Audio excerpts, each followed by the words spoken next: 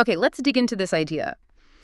You know, the one that history often seems to rhyme, especially with the big players, the world's most powerful nations. This pattern where they rise up, dominate for a while. And then, yeah, inevitably, they seem to face some kind of decline.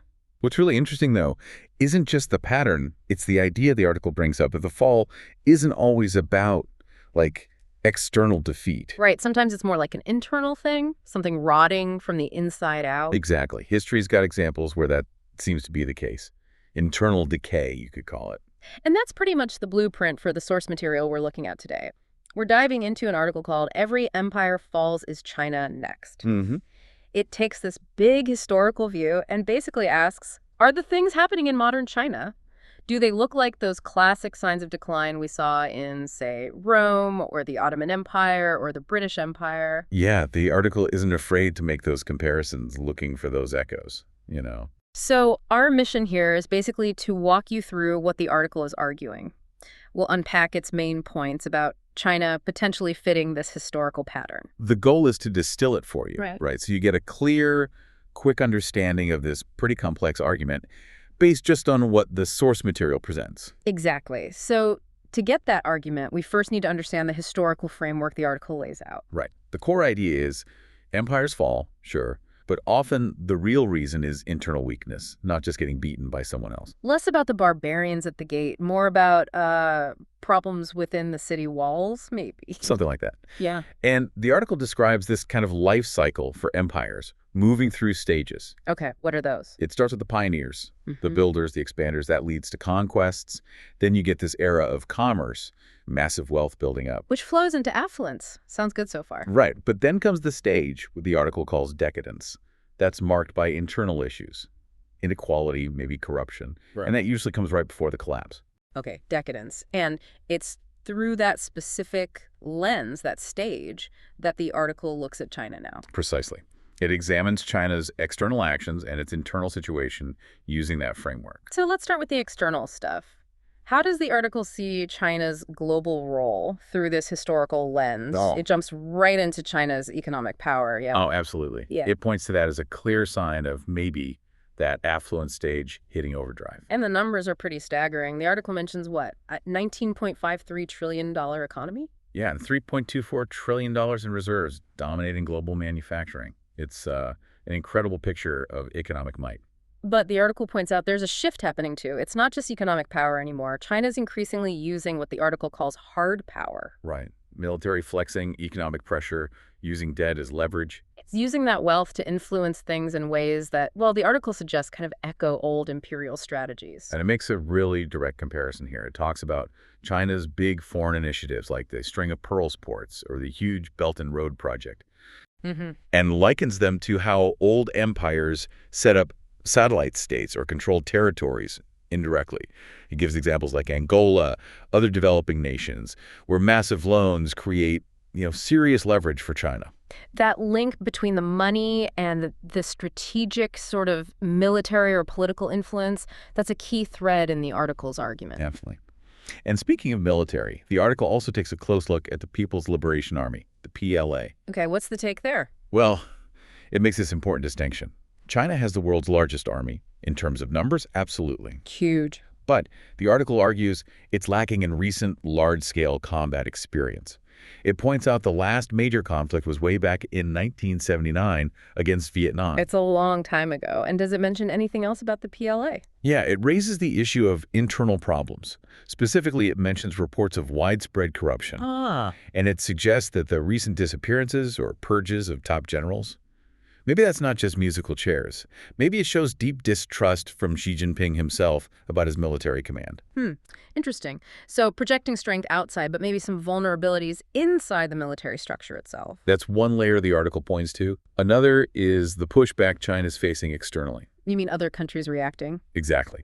The article highlights alliances that seem specifically designed to counterbalance China's growing power and assertiveness. Like the Quad. The U.S., India, Japan, Australia group. That's one example it gives, yes. And also a UK, Australia, UK, US.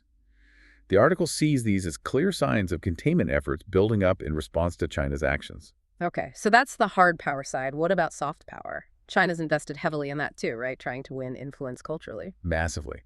The article details this huge effort. Over 500 Confucius Institutes globally, big state media operations like CGTN and Xinhua pushing narratives. Investments in Hollywood, hosting the Olympics, scholarships. It's a whole strategy. A very comprehensive one, yeah. But here's the twist the article presents.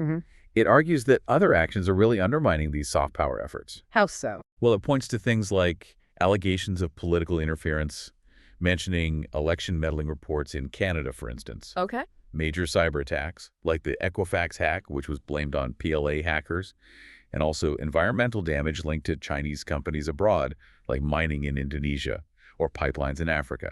So there's a disconnect between the polished image they're trying to project and these other activities. That's the argument, a real tension. And the consequence, according to the article, What does it say? growing negative feelings towards China globally.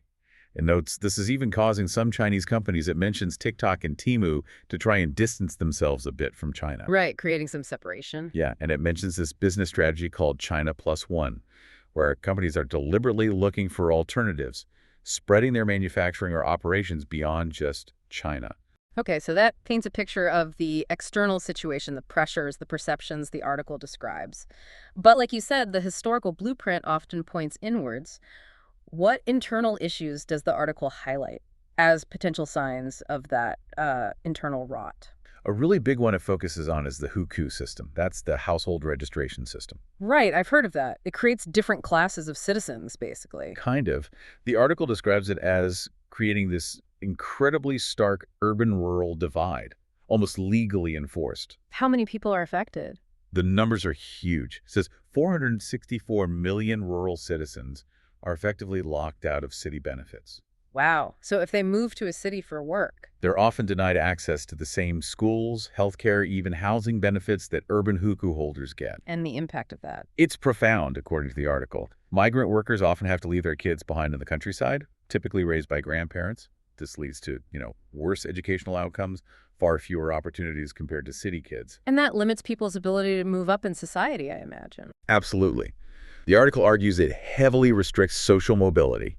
University access, for example, heavily favors urban elites, potentially shutting out really bright rural kids just because of where their hukou is registered. That sounds like a recipe for resentment. What else internally? Well, tied into this are labor issues and this growing sense of maybe disillusionment among young people. It talks about the 996 work culture. Yeah, 9 a.m. to 9 p.m., 6 days a week. Brutal. Exactly. Leading to burnout, and it connects this to the Tang Ping or lying flat movement. That's the passive protest thing. Young people just opting out. Sort of checking out, yeah. Choosing not to participate in that intense grind because they feel the system isn't really working for them anyway.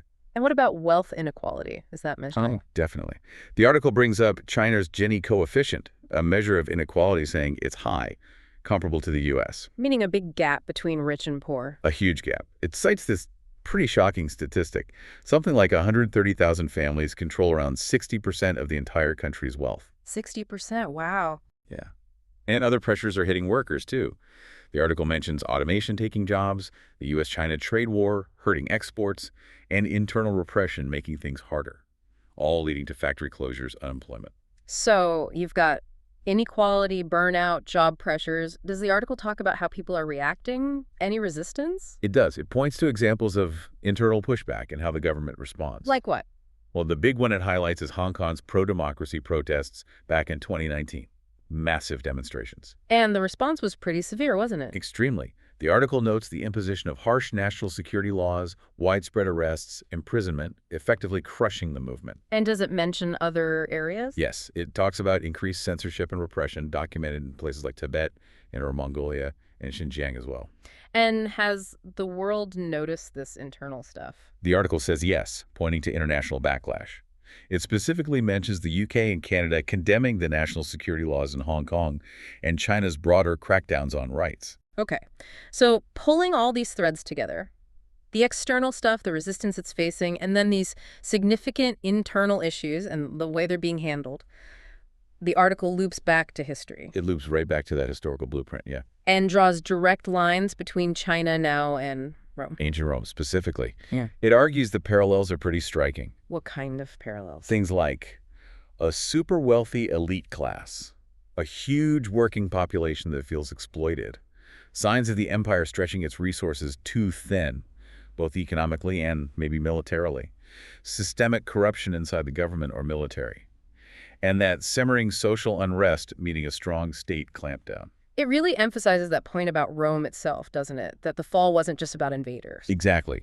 It underlines the idea that Rome ultimately crumbled from within, weighed down by precisely these kinds of internal contradictions and pressures. Which leaves us, and you, the listener, with some big questions based on what the article presents. Yeah, some really provocative thoughts to chew on. Like when you put all this together, the external headwinds, the internal cracks the article details, is China actually showing signs of weakening in that classic historical sense?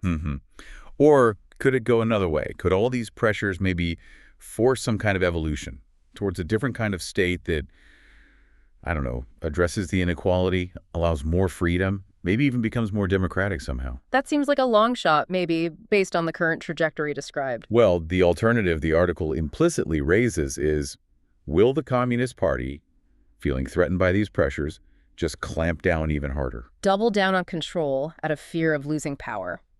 That's the other possibility it leaves you considering. So the article basically ends with that reminder.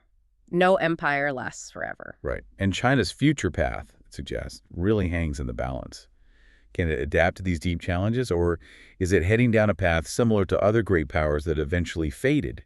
It leaves you to ponder those possibilities based on the patterns it lays out.